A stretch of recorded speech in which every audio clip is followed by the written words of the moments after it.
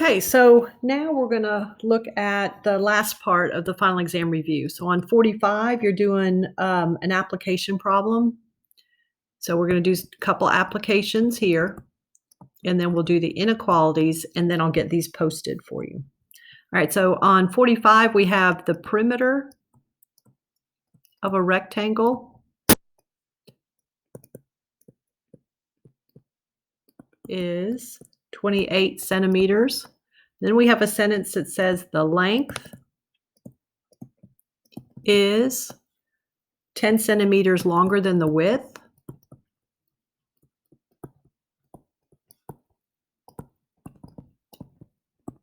Okay. All right, and then we had find the length and width.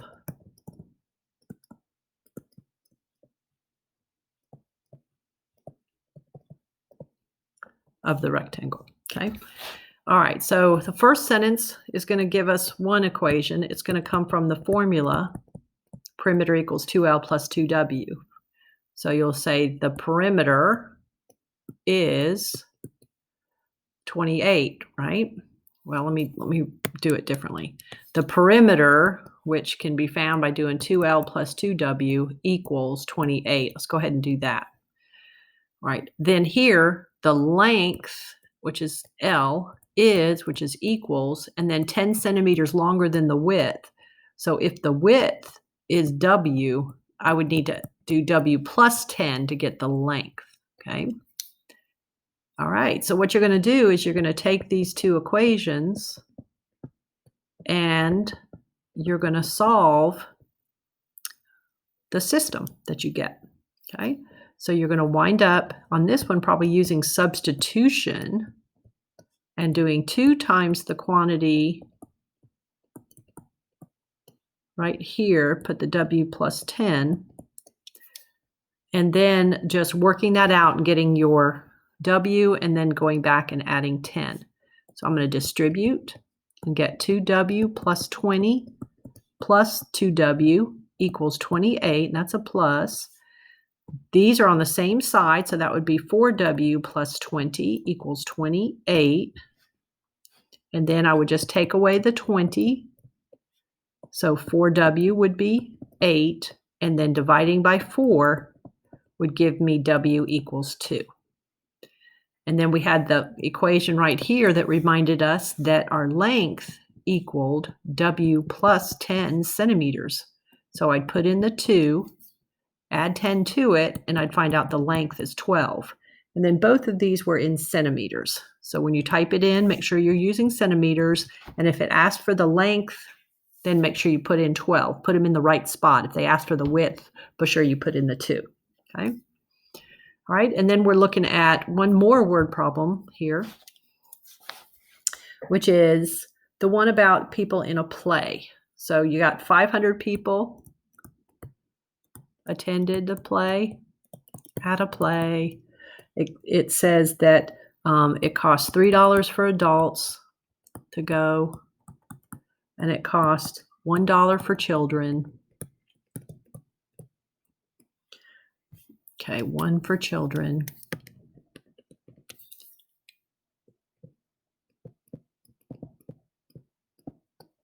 Okay, and then it says the admission receipts, so that's basically the money collected, was $1,230, and it says how many adults, how many children, how many adults, and how many children attended. That's really the place I usually start, so I know what to let my variables stand for. So I'm going to let X be the number of adults, and I'm going to let Y be the number of children. Okay, this is a good one to use one of those boxes on, where you've got your 2 rows that represent the information about the adult and children, and then you have like the totals down here, okay, in this area. All right, and so with this one, it would be good maybe just to have the X and the Y go here, representing the number of tickets or the number of people, okay, number of people or number of tickets, okay. Here it would be the admission price, you know, kind of like the cost per ticket or the admission price. And this would be the money that the admission receipts for that group. That's like the money collected from that group. Okay. So adult tickets were $3, children's tickets were $1. 500 people attended, so that's the total people that attended, and admission receipts were 1,230, so that's the total amount of money they collected. So if I took how many tickets I sold to adults and multiplied by 3, that would tell me the quantity of money I got from that group. And then 1y would represent money collected from children.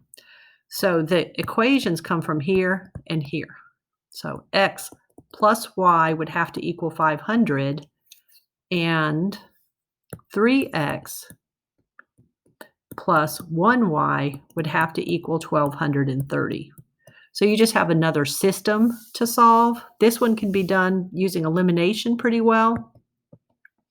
Maybe a good way to do this one would be just to multiply the bottom equation by a -1. Okay, if you did that, -1 times this, -1 times this, -1 times this would just change the signs. Okay, so this would become -2x. That went away, and this would equal, take 500 from that.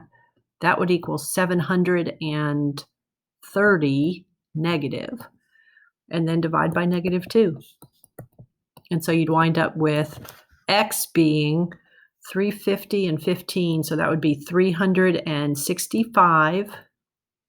And x was the adults, so that would be 365 adults. And then if we were looking for how many children, we would wind up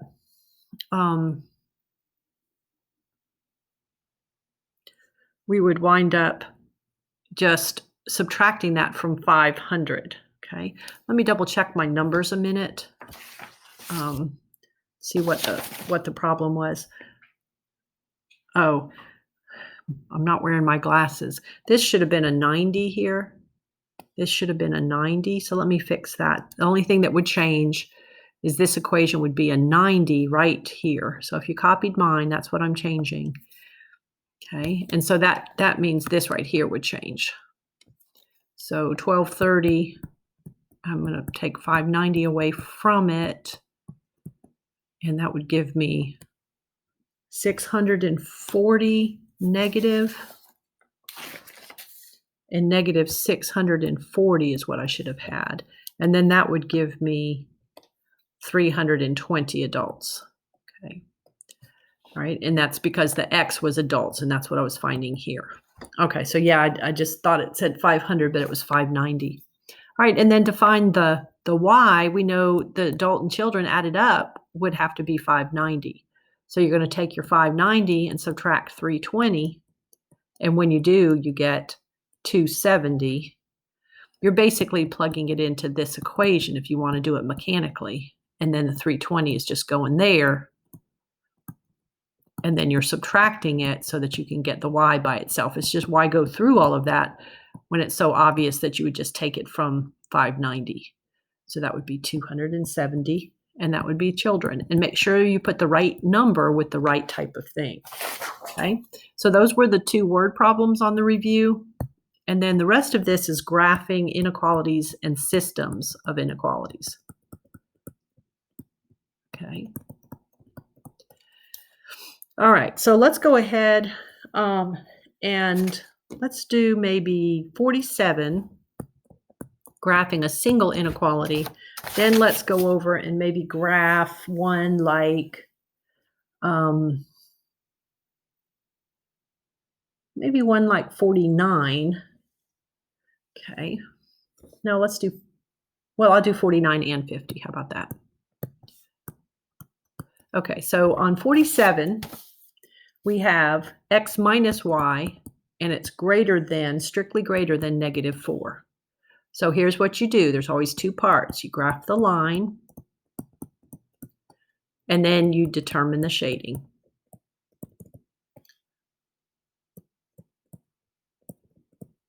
For the second part, okay? All right, so graphing the line, no matter what you have, you just put an equals instead of an inequality, and you're going to wind up then graphing that line. So you can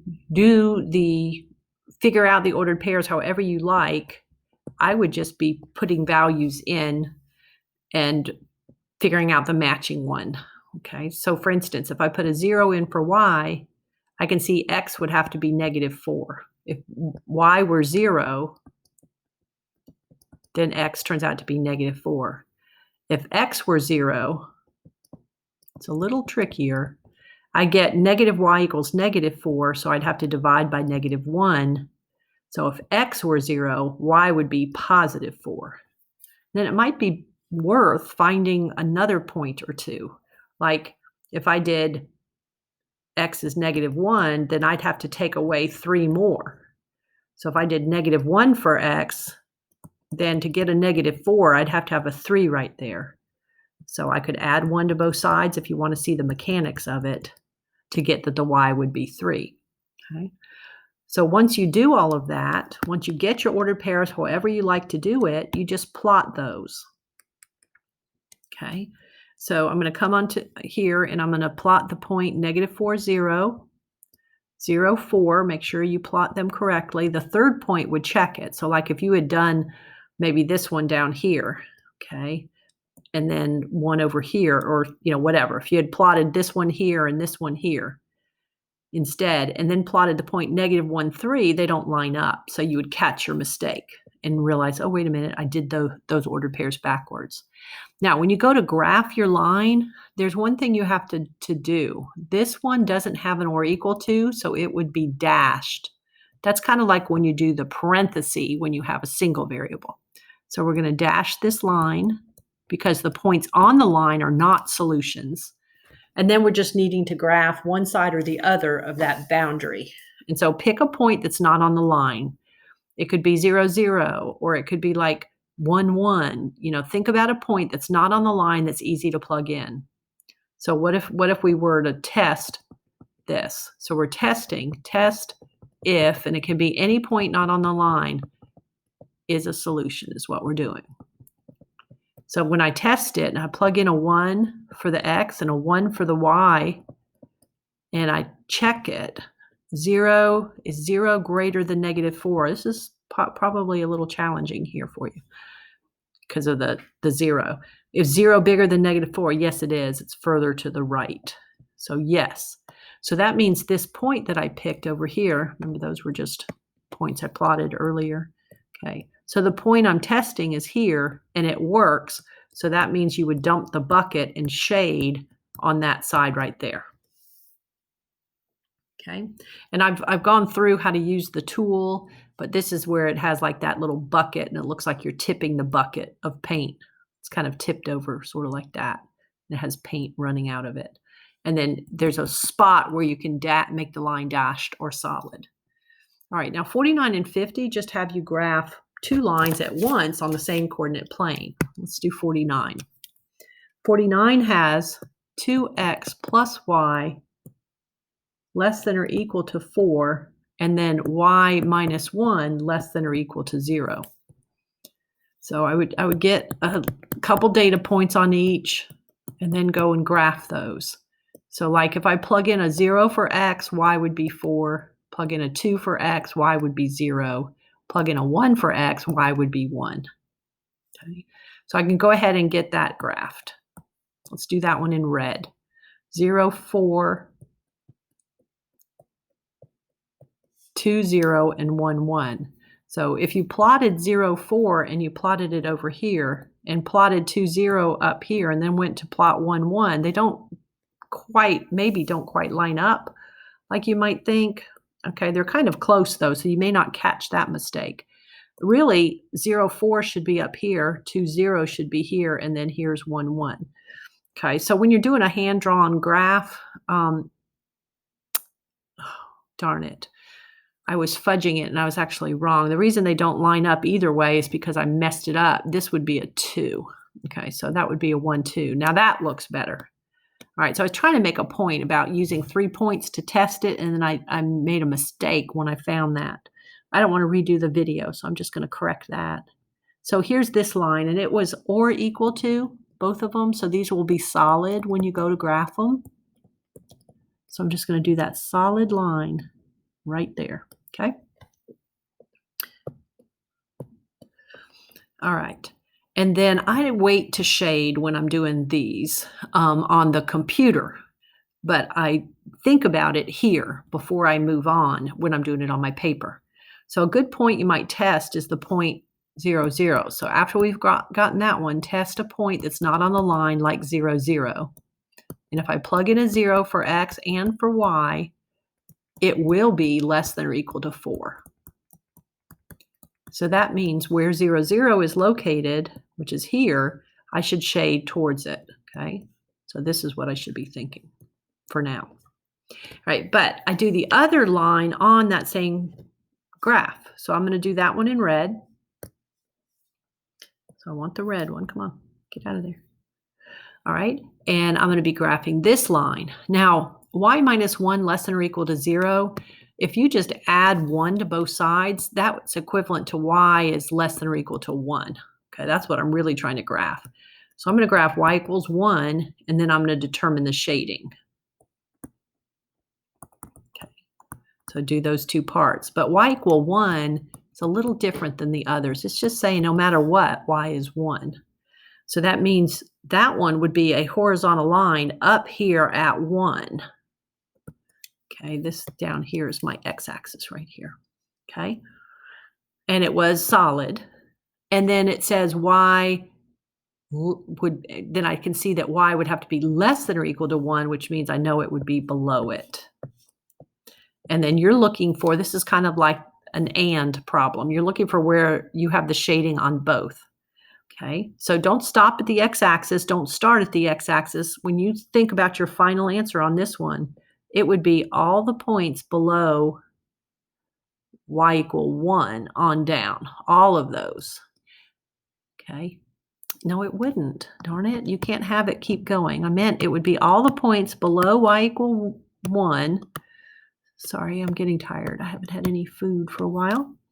Let me go ahead and make sure I stop this time. So let me fix this. So here I had my x and my y axis, and I shaded below y equal 1, and then I shaded kind of below or to the left on this one is what it looks like. So my final solution is where I have both shadings. So it actually goes from here, then below there. Let me outline that first, then I'll catch it. So it's really just here, just here. So what you typically do on the computer is you graph your two lines, and they'll look like that, and they form that scissor with 4 areas. Then you have determined that this is where you dump your bucket, okay? All right, so let's do one more of those, and then I'll get all of these posted. And so on question number 50, I have y bigger than negative 3x plus 1 for one equation, and then x minus y bigger than or equal to 1 for the other. So I'm going to graph each of those. I'll graph one of them in red, do the other one in blue. Okay. All right, so that's kind of the tie-in to the chapter 3 material. So with the first one, I would graph the line y equals negative 3x plus 1 using m equaling 3 and b equaling 1. You could use a table if you prefer, okay? All right, so let me get my coordinate plane. Let me do that in black.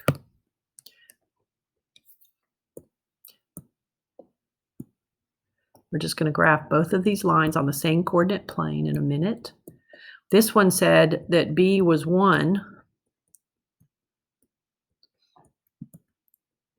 and that the slope was negative 3. So I'm going to begin at 1. The slope being negative 3, put it over 1, and then think how that's going to be down 3 and right 1. You move using your slope. So begin at 1 and then move 1, 2, down 3, and to the right 1. to get to another point on the line. All right, now this one doesn't have the or equal to, so it's going to be dashed when I draw it. Okay. And it's kind of close to the origin, so you probably would want to, when you determine your shading, you'd want to pick a point that's maybe clearly not on the line, maybe like 2, 2 or something. So test a point like 2, 2. What you test just needs to be something not on the line, and you're testing it in the inequality to see if that's true. Is 2 bigger than -5? Yes, it's to the right of -5. Here's -5, here's 2. So the answer is yes. So that means relative to that point, you should shade the side that includes that. So you'd be over here, anything over there. Okay. Right, now let's do this guy. Let's do that one in blue. So let's get a table of values, x minus y, and we're going to be graphing x minus y equals 1. So I can see that 1 minus 0 would be 1. 3 minus 2 would be 1. Okay. 4 minus 3 would be 1. So I could plot those. So here's 1, 0. Here's 3, 2. And here would be 4, 3. And this one had an or equal to, so it's going to be solid. Okay. It looks like for sure 2, 2's not on that one. So if you wanted to use 2, 2 as your test point, you can. So I'm going to test 2, 2 in the inequality. Let me write the inequality again right here. So the inequality, so here's where I'm testing 2, 2 in this inequality. So 2 minus 2, is that bigger than or equal to 1? 0 is not bigger than or equal to 1. So that means on the blue one, I would shade this way away from the point 2, 2. Okay. All right. Now, when you look for your final answer, you have to have where both of them occur. So it'd be, all these guys here, okay, up to wherever those two lines intersect, and then down here, and then right there. That's what would be in common. Okay. All right. So that gets you all the way to the end. And hopefully these videos will help